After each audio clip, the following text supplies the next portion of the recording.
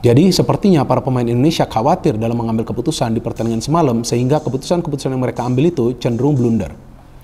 Nah, disinilah saya melihat sebetulnya peran pelatih itu sangat penting. Nah, ketika Adam Alais gak jalan, lagi-lagi saya ulangi, kenapa? Maksudnya tidak perform. Kenapa? Arkan Fikri yang diturunkan. Kenapa? Bukan Rahmat Irianto. Kenapa? Bukan Sandy Walsh yang pernah juga dicoba dimainkan di tengah.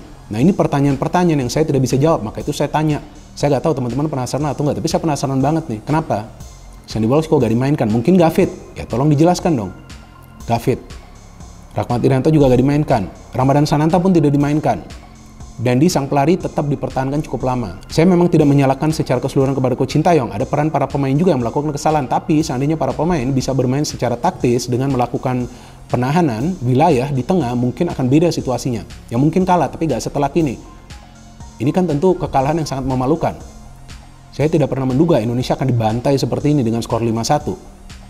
Ya, karena sebelum-sebelumnya kan kita tahu bahwa permainan dari Indonesia telah menyatu, para pemainnya sudah punya chemistry. Tapi kita lihat di gol kelima dari Irak, tidak ada pemain di lini tengah Indonesia yang bisa menghambat para pemain Irak mengirimkan umpan ke dalam jantung pertahanan Indonesia sehingga Elkan Bagot terekspos dan dia kalah lari dengan pemain Irak. Gol pertama dari Irak sama, McClough gagal menghalau bola, kemudian shooting langsung gol. Itu peluang pertama loh dari Irak. Nah, dia gak bisa save. Sayang saya tidak melihat ketika Sandi dimasukkan, ya.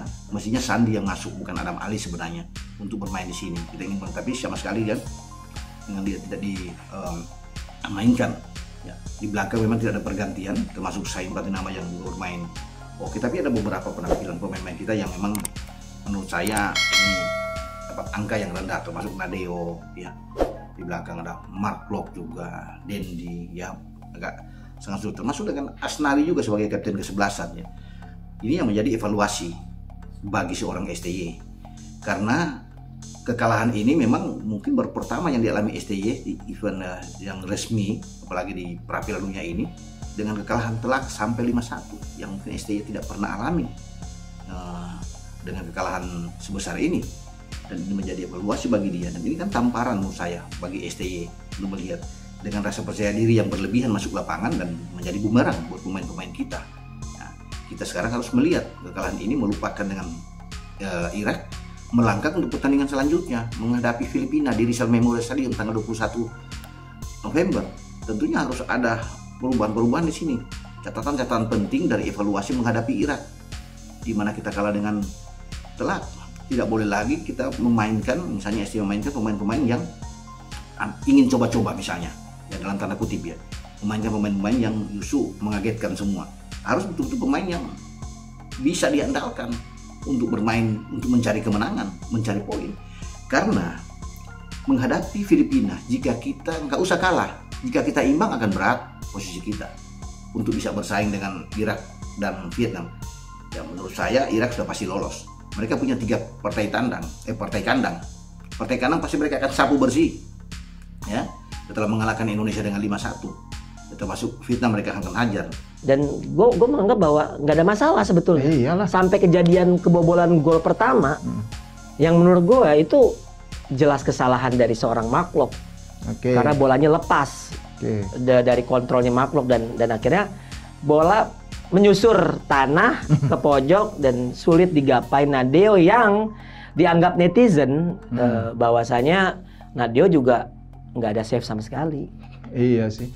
Gini ya, gue ngelihat kemarin hampir mirip-mirip kejadiannya antara timnas senior dengan timnas senior gitu. Pertama-tama kita main bisa neken gitu. Di menit-menit awal kita bisa neken tuh. Bisa kasih kejutan lah ibaratnya gitu. Optimis gue juga. Woi, bertahannya juga oke nih sampai benar, sampai kebobolan. Tapi setelah itu, gue juga heran kenapa para pemain kita tuh seberantakan ini mainnya. Yang mana nih? Senior. Iya, senior. Yang maksudnya gelandang apa? Semuanya. Kalau menurut gue semuanya berantakan secara organisasi pertahanan. Lo lihat aja, ya sampai si Jordi Amat bisa bikin gol bunuh diri secara clearance ya. Itu nggak ada komunikasi ya. Iya. Karena artinya Jordi Amat ingin intercept, Nadeo malah pengen motong tapi dengan positioning yang kurang bagus. Makanya ini banyak yang underperform banget sih menurut gue dari pemain kita gitu loh. Terlepas dari memang kualitas dari para pemain Irak juga oke kemarin. Bagaimana cara mereka pressing. Kita coba pressing. Tapi gue ngelihatnya ini hampir seperti kembali ke setelan pabrik. Mat, sepak bola kita youth-nya belum beres, Nah, justru belum itu, rapi, sebenarnya justru itu. kompetisinya belum rapi, gitu loh. Udah pasti lah, Mat. Pasti ada yang teknik dasarnya kurang atau apa. Iya. Tapi apakah perlu ketika Anda sudah jabat tangan siap, Anda ngomong ya passing aja segala macam? Kita nggak butuh itu. Kita nggak butuh. Tapi kalau butuh juara juga agak tidak. Maka pelajarilah positioning itu pada saat deal kontrak. Makanya saya ingin membuka mata, positioning federasi harus bagaimana, positioning pelatih itu harus bagaimana. Kita nggak boleh rendah dari mereka. Betul mereka datang dari negara yang sepak bolanya maju, tapi kita nggak boleh minder, Mas. Pengamat sepak bola Indonesia, Tommy Welly, menuntut permintaan maaf dari pelatih timnas Indonesia Sintayong setelah membawa tim Merah Putih kalah 1-5 dari Irak pada putaran kedua babak kualifikasi Piala Dunia 2026 zona Asia di Stadion Internasional Basra, Kamis tanggal 16 November tahun 2023 malam WIB. Pertama, Sintayong harus minta maaf. Karena sejauh ini nggak pernah saya dengar Sintayong minta maaf kepada publik sepak bola Indonesia, kata pria yang akrab disapa Bung Towel itu saat dihubungi pada Jumat tanggal 17 November tahun 2023. Towel menilai ini sebagai kampanye awal yang sangat buruk bagi timnas Indonesia. Padahal, kata dia, pelatih asal Korea Selatan itu sudah mengeklaim sudah memiliki gambaran mengenai kekuatan Irak dan memasang target untuk meredam kekuatan mereka meskipun peringkat FIFA Irak lebih tinggi dari Indonesia. Ketika bilang meredam berarti memang targetnya tidak mengatasi, tapi mencuri poin. Dia juga bilang Irak lebih tinggi ranking saja dari Indonesia, tapi di lapangan realitasnya berbeda, kata dia. Dengan target meredam kekuatan Irak, Sintayong memasang strategi bertahan dengan formasi 5-3-2, namun strategi itu gagal. Towel mengungkapkan, Sin kemudian mengubah strateginya setelah tertinggal 1-3 dan mencoba menyerang dengan formasi 4-1-4-1 dan melakukan beberapa pergantian pemain. Itu juga tidak mengubah situasi, malah kebobolan lebih banyak. Jadi, dari sisi pergantian pemain yang dilakukan Sintayong pun tidak mengubah situasi pertandingan, kata dia. Towel menegaskan, dari analisis sisi teknikal dapat terlihat bahwa Sin gagal mempertanggungjawabkan perkataannya sendiri, yang mengaku telah menyiapkan taktik untuk meredam permainan Irak. Artinya, taktik yang dia siapkan gagal, ujarnya menambahkan. Di sisi lain, Towel mengingatkan kepada publik bahwa level sepak bola Indonesia mungkin memang belum di level Asia. Menurut dia, masih ada kesenjangan antara Indonesia dengan tim-tim di level papan atas Asia seperti Irak. Apakah ini yang dimaksud level Asia, dengan digelontor 5 gol, dan bermain bertahan hampir di sepanjang pertandingan? Apakah ini yang dimaksud kita sudah di level Asia seperti yang disebutkan Sintayong? Kata Towel, pelatih kepala timnas Indonesia, Sintayong mengisyaratkan pembalasan dendam di pertemuan kedua skuad Garuda vs Irak nanti. Timnas Indonesia baru saja kalah telak di markas Irak. Timnas Indonesia ditundukkan Timnas Irak 1-5 pada laga matchday 1 grup F putaran kedua kualifikasi Piala Dunia 2026 zona Asia di Basra International Stadium, Kamis 16/11 malam WIB. Usai kekalahan menyakitkan ini, Sintayong berjanji skuad Garuda akan bermain jauh lebih baik lagi di pertemuan kedua nanti di kandang sendiri, demi bisa membalaskan dendam terhadap singa Mesopotamia julukan Timnas Irak. Kami akan memainkan permainan yang lebih bagus di kandang kami akan coba membalaskan kekalahan ini pada pertemuan kedua di Indonesia nanti, sesumbar Sintayong seperti dilansir ASEAN Football, Jumat 17/11. Ini adalah pertandingan kandang bagi mereka Irak, dan banyak supporter di stadion ini juga. Bermain di depan publik sendiri di depan puluhan ribu supporter, tentu ini keuntungan buat Irak. Kami akan mendapat keuntungan itu di pertemuan kedua nanti, sambung pelatih berpaspor Korea Selatan itu. Kami harus percaya diri, akan ada banyak supporter Indonesia di laga nanti.